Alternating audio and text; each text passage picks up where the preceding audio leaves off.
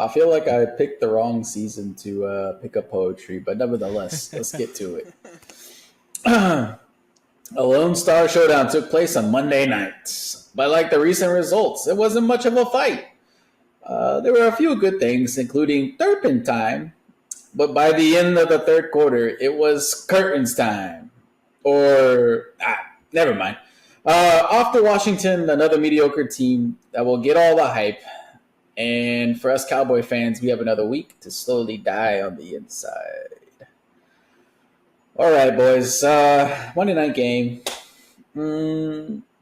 Once again, like I said, started off well, and then we just kind of fell apart in the third quarter. I was looking at the Young Bucks to see who's going to nail down their the roster spot for next season.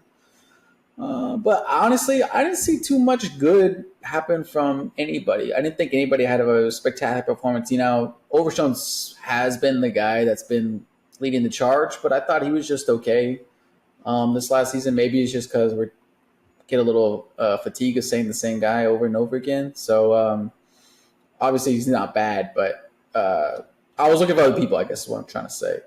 And with Ferguson being out, I thought the tight ends put in a performance. Now, it wasn't great and it wasn't spectacular, but it was a performance nonetheless. And so it was good to see them take advantage of the opportunities. And I think another two guys that took advantage of their opportunities, or at least Izzy did, because I know he got started in the slot with Lewis being hurt. Did some good things, and then, you can see why he's kind of pushed down on the depth chart. Wanye Thomas got some run, mostly on special teams. He was okay. Unfortunately, Marquise Bell out for the season. Man can't catch a break. And those last three names I mentioned are ones I want to see more of, especially at Marquise Bell in the safety position. I was hoping Mukwamu or at least Wanye Thomas gets more run out there in the safety position too, since I think Hooker and Wilson probably need to go after the season or need to be replaced or whatever. But I've given you guys a couple names. What did you guys see out there? Anybody look good? I will say Brevin Spanford, a man that I've hated on many a time on this podcast. He decided to have his best day out there. There was one play where I think he could have came back to the ball and that would have been a first down, but I'm nitpicking at this point. He showed up. Schoonmaker has never done anything in a game, and then he started with a bobble, but he caught it, ends up like going on for, I don't remember the number of catches, but yeah, the tight ends to me definitely stood out. You mentioned Wanye Thomas, more catches than the guy we just traded a 4th-round pick for. So he's got that going for him. Mingo, he's just useless. Not even put him in the game right now. Young guys to stand out. I mean, look, I know he just got here though. Why you thought he was gonna get like Wanye Thomas got a pass before him. That you can't be having that happen. You probably played like maybe 10 snaps, Rudy. Come on, bro. No, yeah. Young players. I will say Overshown.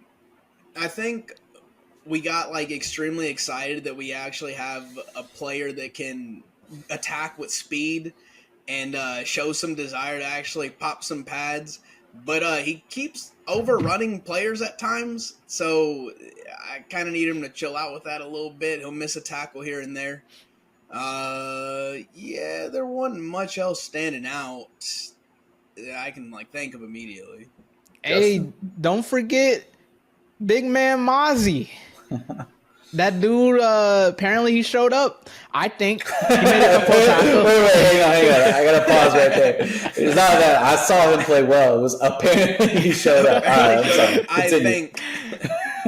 Nah, he did. I'm playing. But no, he was making an impact. I felt like he was making tackles here and there, clogging up the middle. I mean, obviously Mixon still had his day, but what I was saying earlier at the end of the game, I just need that man to be serviceable because he's probably going to be your only defensive tackle on the roster here come the end of the season, especially with Osa being a free agent and the children of the corn on the rest of the D-line aren't really all that great either. So, like, it's apparent that these last, 7 games that old Mozzie gets that confidence going and gets in a full offseason of work and stays out of the hands of Cowboy Doctor, because that man True. got put in because he got put in the hands last offseason. So Well, he's got on the other side of the ball, he's got plenty of offensive linemen to play with this upcoming week, so we'll see what he does there. who? Cowboy Doctor? Cowboy Doctor. Yeah, well, I mean, some of them probably just need to hang up the cleats, quite honestly. Dude, okay, so before Zach Martin got hurt, the play before, or he could have gotten hurt on that play. Bro, No, I think I know what you're talking about. Destroyed, and I don't know the defender, but he just mauls Cooper Rush. Zach Martin was like a fart in the wind, bro. Like, he did not matter in that play at all. And then, he comes up lame 2 plays later, so oof. Yeah, that was a tough watch. Yeah. Where he's like shaking his head because his body can't go no more. That was pretty tough to see. But a name I noticed that none of us mentioned was Turpin. I mean, that man had the only really good play on offense. Well, would you consider him unestablished? Like, I mean, granted, as an offensive player, he is, but as a returner, he's pretty cream of the crop. Well, I don't know. You know what, to Ian's credit, I will say, like, it seems like Turpin's stock has been rising lately in the returning. I think earlier this year, we were getting upset with Turpin not fielding the punt correctly and kind of missing some holes. And so, I would say his stock's rising. I guess I just didn't immediately think of him because I was thinking of specifically young players, like someone in their first 2 years. But you know what? How old's Turpin? Is he kind of young? I honestly don't even know. He's probably around... It's like 26, right? Yeah, because of, ancillary bad reasons. But nevertheless, we are trying to fill out roster spots. Not all these guys that we mentioned were young.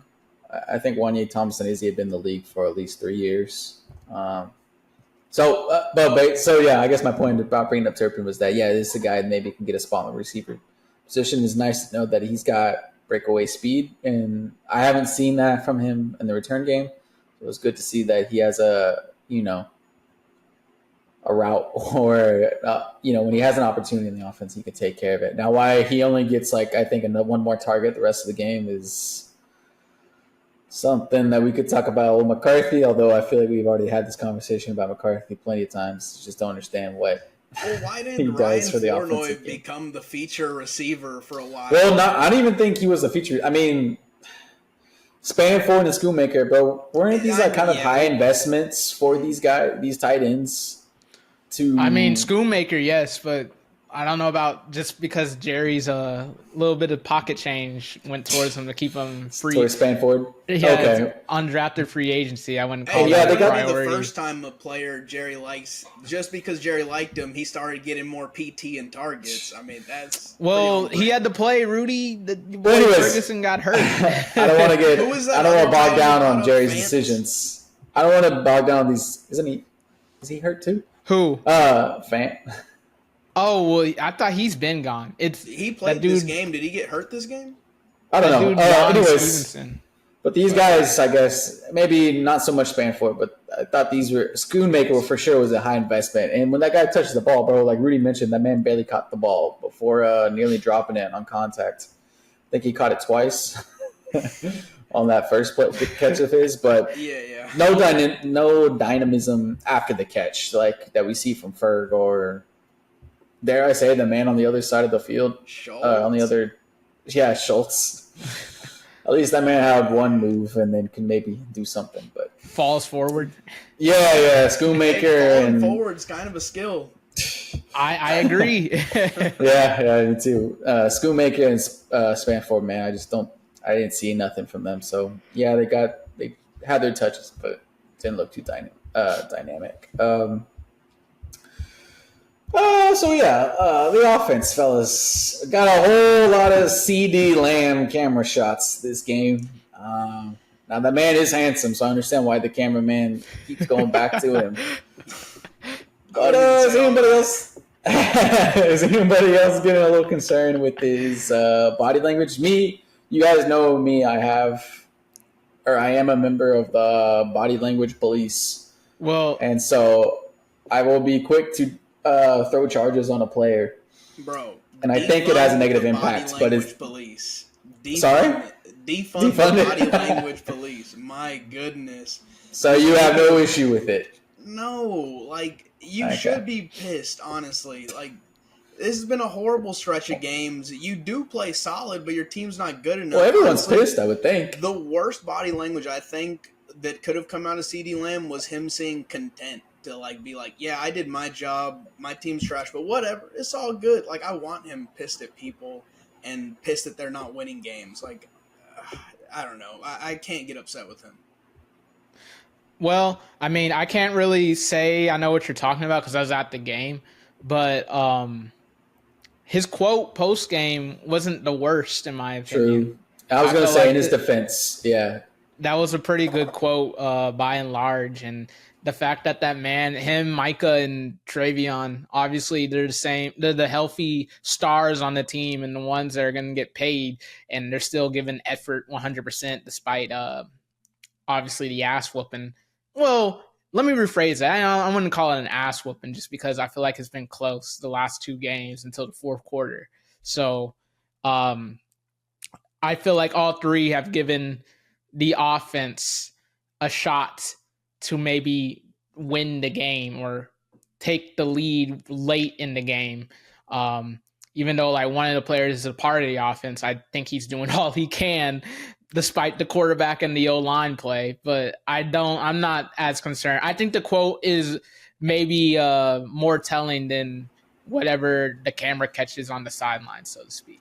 I ain't even gonna lie, I may have missed it. What did he say? Let me see if I can find it real quick. I mean, I know what Justin's talking about. It was pretty solid of like, it's something, I don't know. It's kind of hard to describe other than it was like good things. Like it wasn't selfish or anything like that. It was focused on the team and that this is unacceptable, our performances, I believe. Something along those lines. While I'm looking, any take on the club? Okay, I needed to look into this. I heard in passing like some players went to the club. Is that right? After the game, apparently CD and Travion did. So. Hold on, dude. Yeah, I was a little distracted. I mean, they're at home. I mean, I don't think it's a big deal at all. It's so stupid that people get all been out of shape about it, because I mean, honestly, what are they supposed to do? Just sulk on it the whole time? I mean, everybody's human. Hey, if you have a bad day at work, do you go hit a happy hour after? Like, why aren't you as a professional athlete granted the same grace? Well, that's a good point. Yeah, I don't know. I got zero issue with it. I mean, I think we honestly, even know if it was I'm not going to make too phones. big of a deal of it, but if Ian came on here complaining about the club rather than the body language, I think I'd understand that more. Because, like, the body language, again, as I said earlier, I'm perfectly fine with, totally cool. The club, I'm kind of, like, 50-50 on. Because, like, if you're winning games and then you go to the club, I feel like you're celebrating too early, so I can't blast you just because you lost. But it's still not the best. You can have a drink elsewhere, like you said, Justin. The happy hours. I think that's different than a club. Well, what difference does it make? They're getting their minds off of football. Like it's not the end of the world. Did they have a booth? What? I mean, I don't know. It's just, you know how it's just like a 4-second clip. So people just been out of shape because they're there, not necessarily what they were doing, I guess. I don't know. So I think you have a drink at happy hour to get away and not think about things. But if you got cameras on you in the club, I don't know how much that's getting out of the spotlight.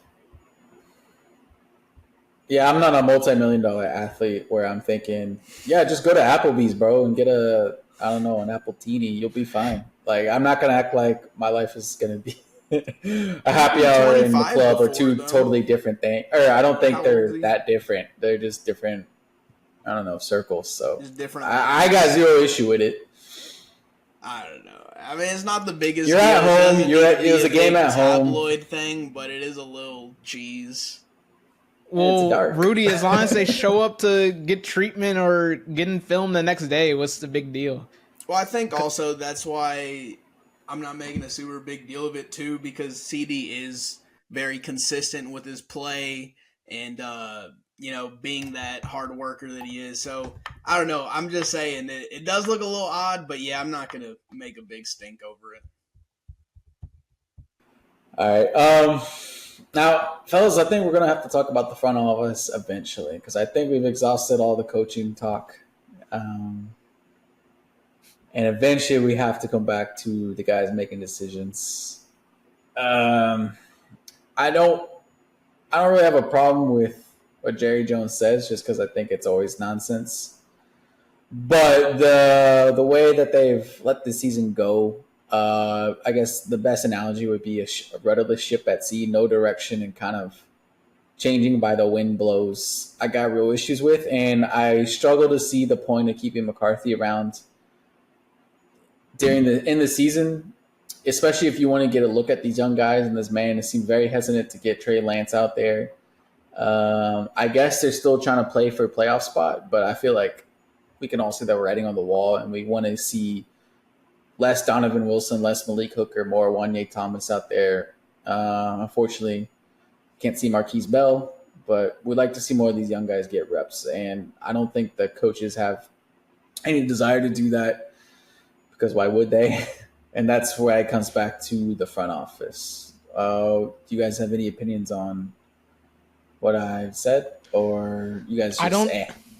I mean, not to say too bad, but I don't think that Mike McCarthy's getting fired in the middle of the season. There's no point. Jerry's not going to do that, bro. They're not going to pay him not to work, and they're just going to let the contract expire and just wipe their hands clean of the whole thing come season's end. So I don't think number one, I don't think they have.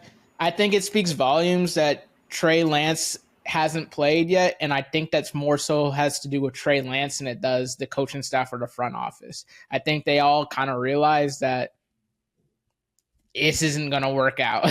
So it's one of those things where you know how like we see other teams do this, that they'll play somebody because they can't have, like, you know how we talked about Andy Dalton having to run out there every now and then because of you're going to get a mutiny in the locker room, so to speak. I think maybe Trey Lance is at a level where they've seen it in practice. They've seen it. I mean, we saw it in the preseason that it's just not going to get any better and that it's kind of a wasted cost at the end of the day. And maybe it's just not worth their time, so to speak.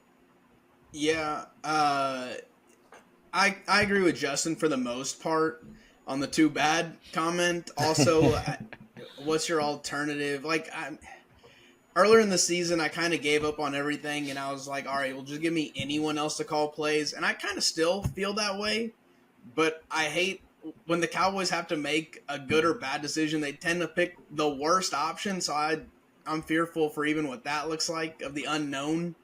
But as far as Lance, I think Justin was spot on. They've seen Trey Lance in practice every day for 2 years now.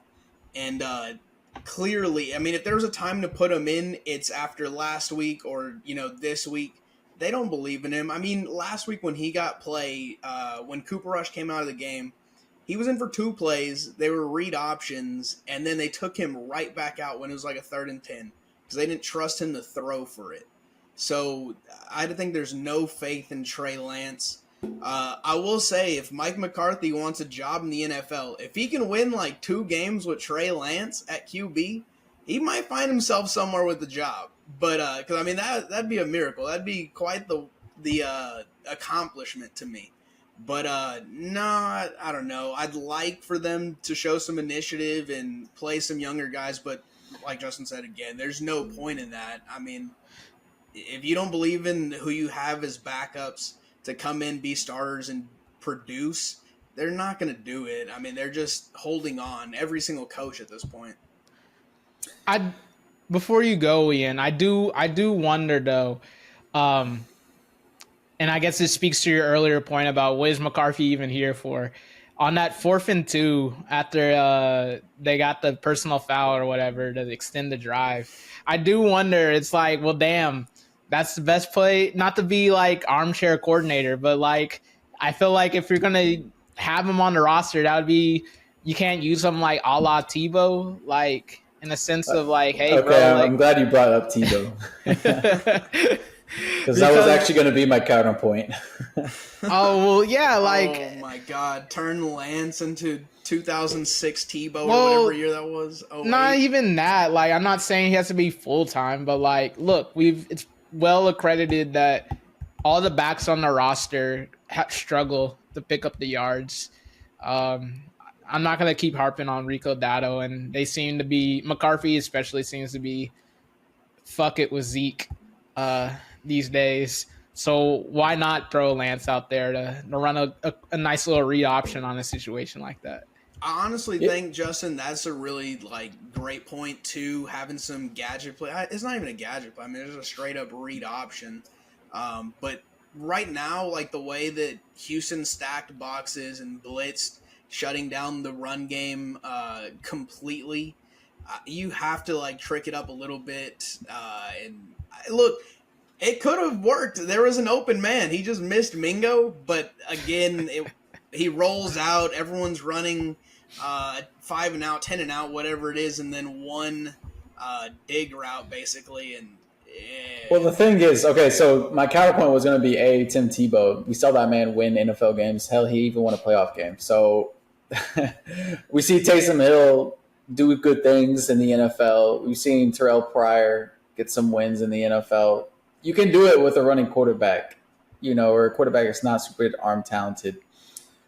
And the second point is, but we just saw if they're gonna be focused on the run, we just saw Turpin take off with a slant route, bro. That's like the easiest route. I'm sure what's his face, Lance could pull that off. So I don't see bro, you could be real simple with it. You can do read option.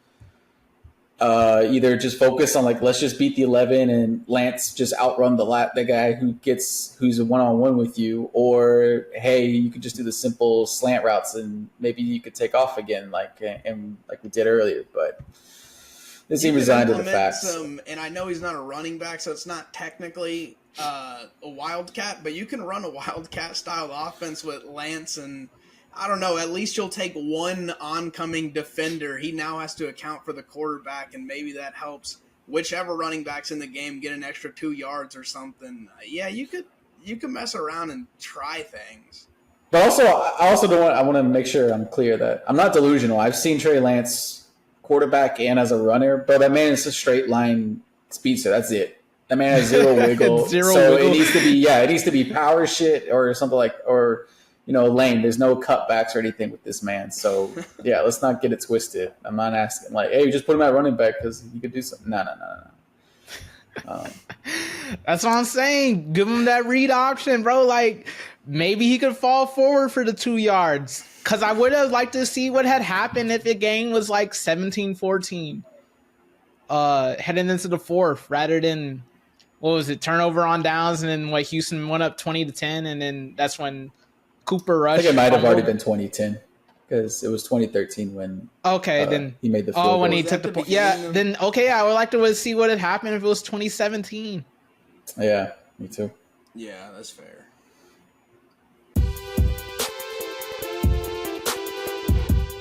I know I be harping on that, hey, this stuff that happens, the circus that is the Cowboys happens elsewhere, and I'm so thankful that ESPN and those that reported this Aaron Rodgers thing basically proved my point. Because for everybody that doesn't know, essentially the Jets owner wanted to, what is his name? Woody Johnson? Yeah. He called his coaching staff into the room, essentially, to make a long story short, and said, bro, y'all need to bench that man, A-Rod, for Tyrod Taylor. And basically, the coaches said no. The article alluded because they said no that maybe that possibly is why they got fired. And the coaches did prove our point about locker room dynamics being very important, unlike these nerds and other people that don't know about team sports. But neither here nor there. The fact of the matter is, the article goes on to say that man Johnson has become more involved in the game from a day-to-day basis, essentially benching a starting safety at some point. So I was told, fellas, that only the owner of the Cowboys meddles with the team. No other owner of the 31 other teams does the same thing. But that's neither here nor there. Yeah, that's the company we keep with overreaching ownership, the New York Jets. The point is, Rudy, it happens everywhere else. Let's be honest. I got two examples. It happens across the league. It happens across.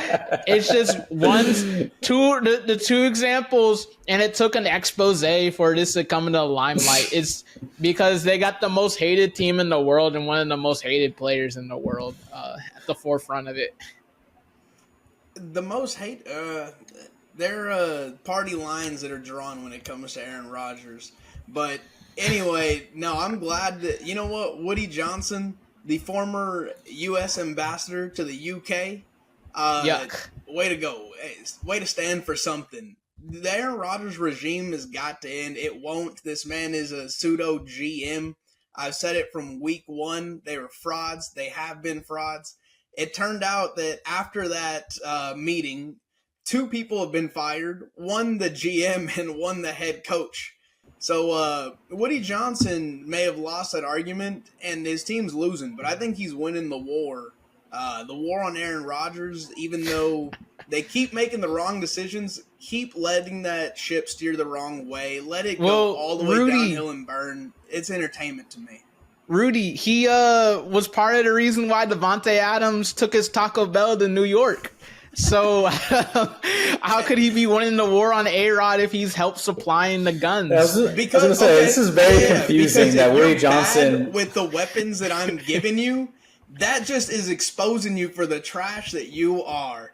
It seems like this man wants both ways. He signed off on all this, then said, you know what, it's clearly not my fault. It's A-Rod's fault, so we need to do something about that. I mean, I kind of like that. It was a fine damn. Here you go. Let's see what happens. I don't think so. Yeah, he's like, all right, I want Aaron Rodgers bench. And everyone in that room was like, nah. We got to get rid of Salah. That's the issue. He's like, all right, fine. I'll get rid of him. It's going to change? No. All right, y'all need a receiver? All right, whatever. I'll get you a receiver. Is that going to fix anything? Nope. All right. I was right the entire time.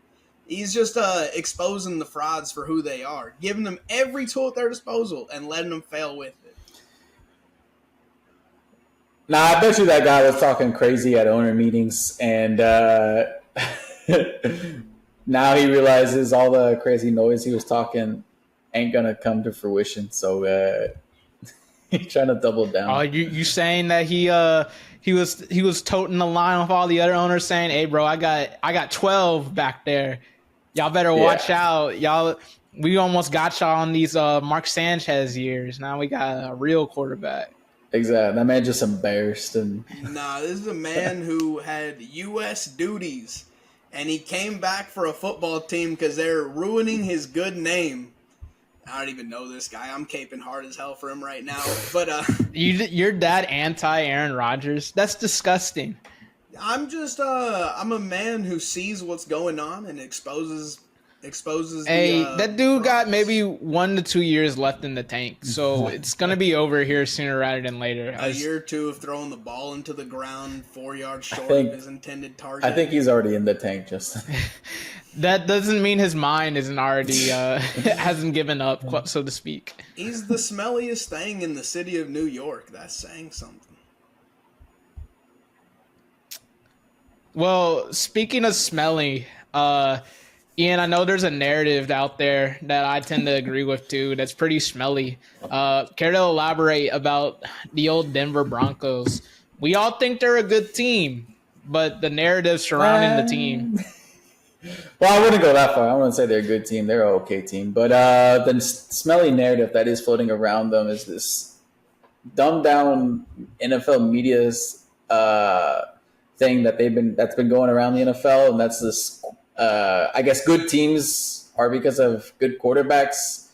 And I guess what I'm trying to say is the smelly narrative is this quarterback narrative where a team starts being successful and all the focus comes down to one player, and it's the quarterback. And I guess because the Denver Broncos are put together a nice little win streak lately. So what's all the talk that's happening around Denver?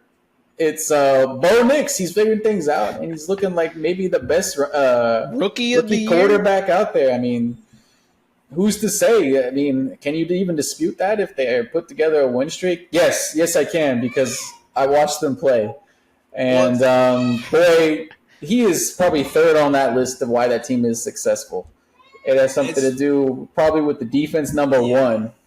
And then the head coach, number two, Sean Payton, letting that man not throw the ball beyond 2 yards, setting up screens for this man. And or it's a play action where the wide receiver is wide open. Well, and I think solid run game too. Yes, so maybe he's even fourth on the list of why Denver is successful.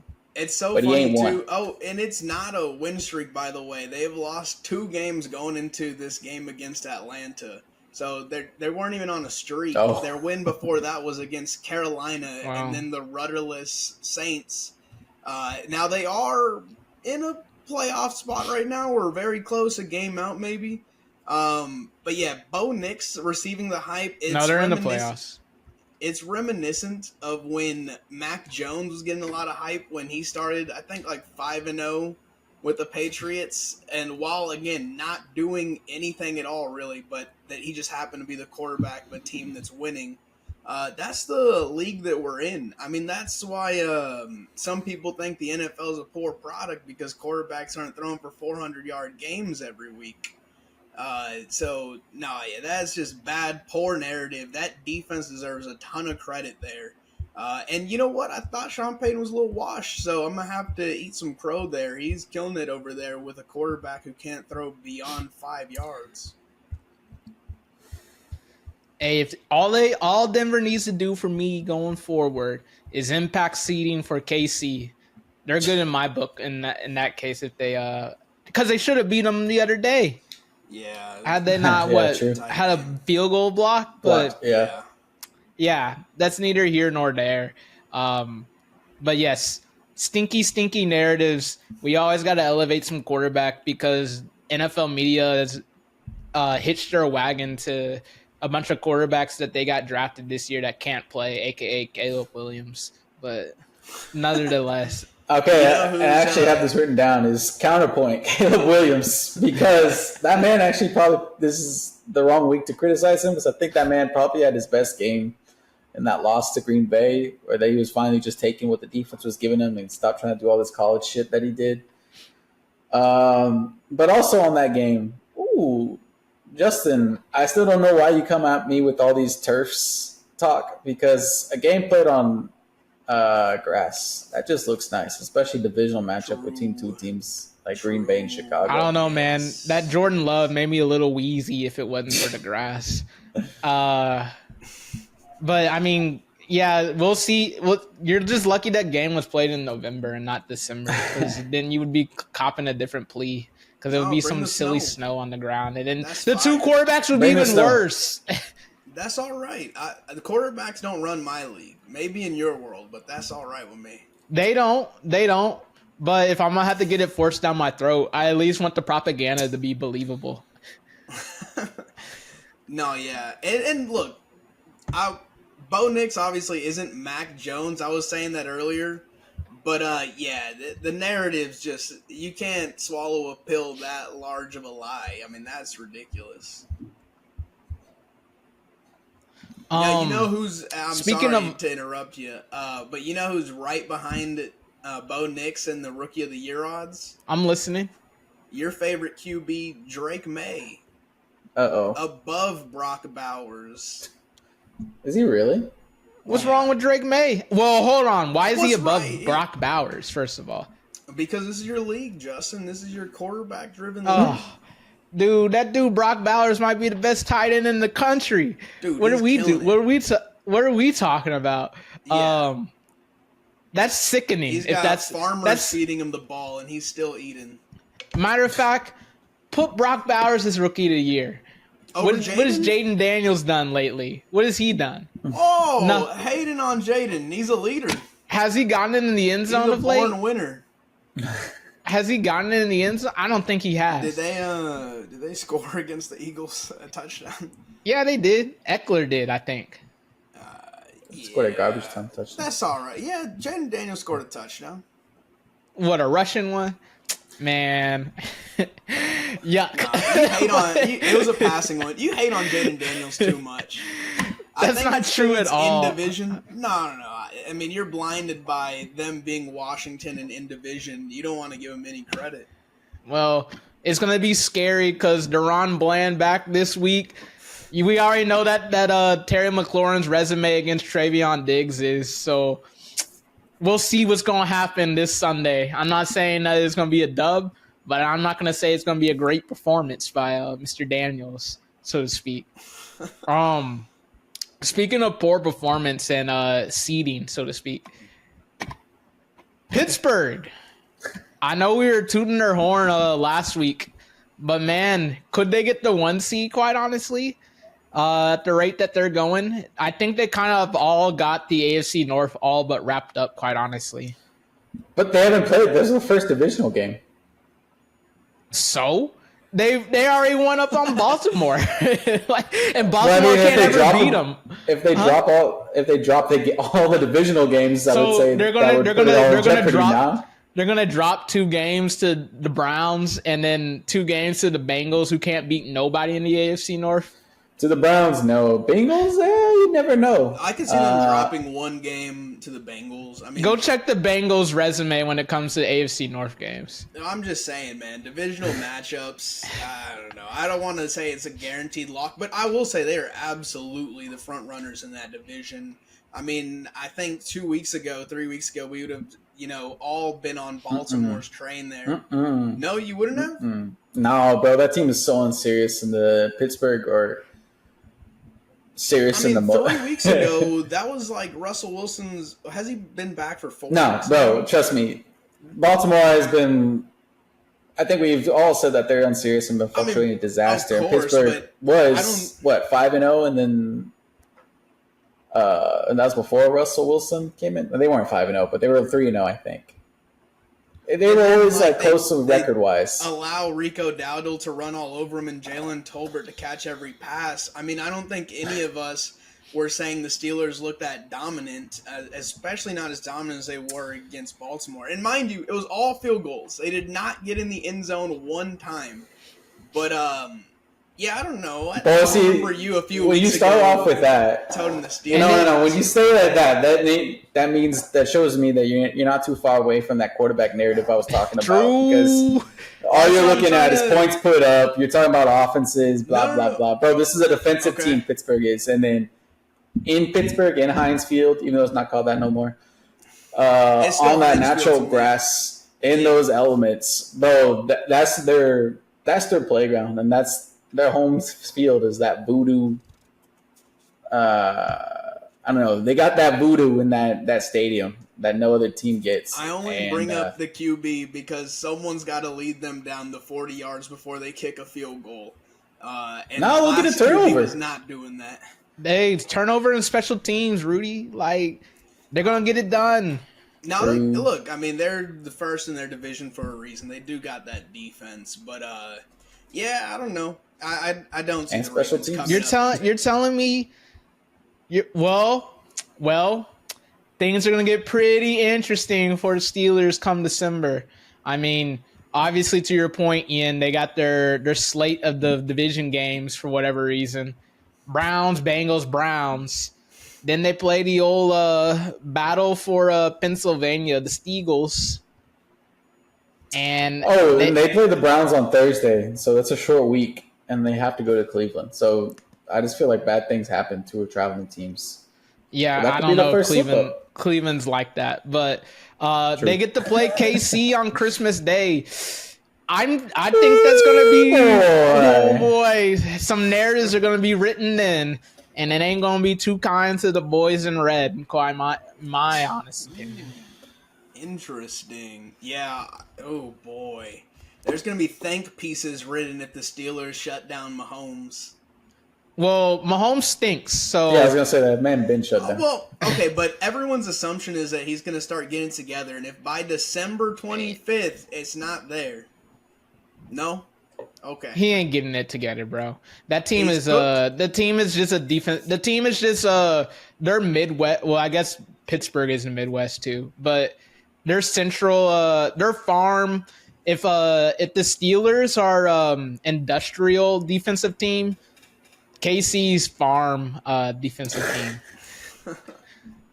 They're two sides of the same coin. 100 years to graduate to the industrial Silver. Oh defense. yeah, is that your metaphor? Is that they're no? They're basically defense? My metaphor is they're the same team. They're both carried by defense and fluke shit happening in their favor that just winds up being a dub. So 12-9 game on Christmas. See, Justin going into the quarterback narrative, discounting defense, saying that's just lucky shit. You saying they get lucky shit when it's actually good defense. No, the lucky shit doesn't just have to be on defense. It could be on offense too. That you play like poop the entire game and then like you get like again, you're only afforded that. You're only afforded that because your defense and special teams are doing some things. Oh, bro, I'm giving them credit. I'm giving them both credit here. What are you talking about? Right. Chill out. Like, just because I ain't tooting the horn, just because I think one's better than the other doesn't mean I think both stink. Justin said an AFC led by defenses is a disgusting product. Unreal. They're gonna probably kick the NFC's teeth in, quite honestly, which is gross, but. Especially if Philly's leading the charge. But and that fake defense over there. Oh, man. Don't get me started on them. Good grief. I can't believe them boys are struggling with Washington. Dude, it wasn't until like mid-third or into the third where they finally strung together a solid drive. Like, they really were taking their time. Well, what about the North? Lions and the Vikings? Well, I would that's say probably the Lions, but if the Lions play the Eagles in the playoffs, I'll give that to Detroit. I think the Eagles are so fraudulent. Something tells me though that the Lions, all this goodwill this entire season, you know how that single elimination go. True, that's good. They won the playoff game last year. That's not my No, point, I know, though. but if you're blowing and going in the season for some reason, that just. I feel like that always has like bad things to come happen in the playoffs. Peaking too early? Yeah. Not necessarily that. It's just unluck is around the corner, quite honestly. I mean, they have a great run game, two really good running backs, and then like they got the speedster with J-Mo. Of course, you got him. That's all well and good, but we did Goff not throw 6 picks the other day? And they won. You're telling me that can't happen in the playoffs? Fortunately, he was playing a mid-team known as the Houston Texans. One of the worst games you could ever have, and they won. You're telling me that can't happen in the playoffs? It doesn't even have to be 6. It could be 2, Rudy. Like it could be one I think that they doesn't can overcome 2 interceptions. They won't be playing. They won't be seeing mid like that in the playoffs to get away from it. I mean, I'll call the Eagles mid, to be honest. And then, I think the Eagles are a little bit better than the Texans, but true. But I think Rudy's point still stands. I'll call them mid too, maybe for different reasons, but still mid. True. All right, boys, it's time for everyone's favorite segment, the Pick'ems. Now, it might not be my favorite segment this week because, Ian, I got a feeling you got some bad news for me. How did we do last week? Well, you are spot on, Rudy, because you came up last. Justin, what are you doing? it's me. I win. Oh, okay. I'm so confused by what you were doing. No, actually, you didn't win. We tied, Justin, with 12 wins apiece. But that was four ahead of Rudy, who had 8. And so, Rudy, you are back where you belong, sir, in third place. Justin, No. you are alone at the top again, and I am in second. Justin, you have a 3-point lead, or 3-game lead over me, and a 4-game lead over Rudy. Hey, Back to you. well done. Shake hands, Ian. Only missing 2, quite honestly. Pretty good week. I got to give y'all credit there. But I got to reclaim my title of first place, and it's going to get started with Thursday night football. We've got the Steelers traveling to Cleveland to take on the Browns. The spread is currently Cleveland plus 3.5, and I will take the Steelers. Steelers. Oof. I suppose. I'll take Pittsburgh. Clean sweep for the boys in black and yellow. Moving on, we got the Lions taking on the Colts in Indy. The spread there is Colts plus 7.5, and I'll take the Lions there. Give me Detroit. Yep. Clean sweep to the felines. Moving on, we got the Chiefs and another feline, the Panthers. The spread of that game is Panthers plus 10.5, and I will take the Chiefs. Give me KC. Yep. Clean sweep again. Moving on, we got a divisional matchup. This is in the NFC North. We got the Vikings and the Bears in Chicago. Spread of that one is Bears plus 3.5. I'll take the Vikings. Give me the boys up north and the Vikings. Okay. I guess so too. All right, another. Yeah, it's not a good slate of games this week. Nope, it is not. The Cowboys and the Commanders in Washington. Spread is currently Cowboys Cowboys plus 10.5. And I'll take the Commanders there. Give me the Cowboys. Yeah, I'm taking the Commanders.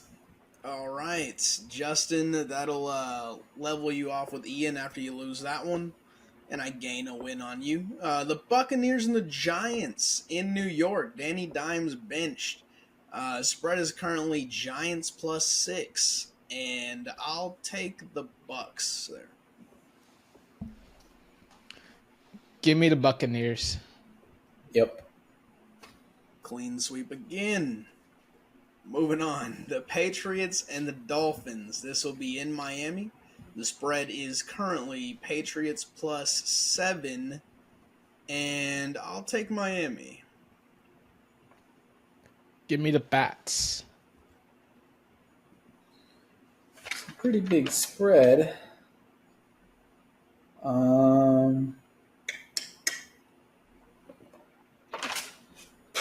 I guess I'll take the Dolphins at home. All right. Justin, that lead is evaporating. The Titans and the Texans, this will take place in Houston. Spread of that game is currently Titans plus 8. And I'll take the Texans in that.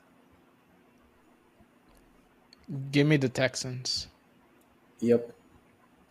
Clean sweep there again. Broncos and the Raiders in Vegas. Spread is Raiders plus 6. I'll take Denver in that one. Okay.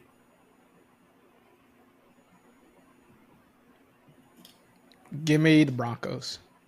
Yep. Another clean sweep. Now we got some birds of prey battling here. Well, I guess one of them is the Cardinals and the Seahawks in Seattle. Spread of that game is Seattle plus 1. And I'll take Seattle.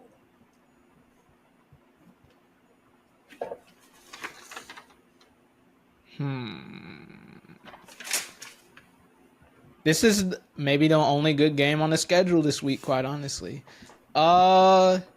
Give me the Cardinals, even though I don't think they're that great. But Yeah, it's kind of tough one since Seattle just won, but Cardinals on a week's rest. I'll take the Cardinals to cover. That's fair. I can't blame you there. That was a tough one for me. Moving on, the Niners and the Packers in Green Bay. Spread of that one is Niners +2, and I will take the Niners there.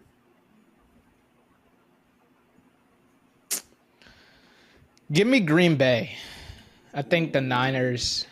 That ship has sailed. Their season is done. Yeah, I'll take Green Bay at home. All right, big Jordan Love fans over there. That is. Moving on. Well, they got beat by Geno, so.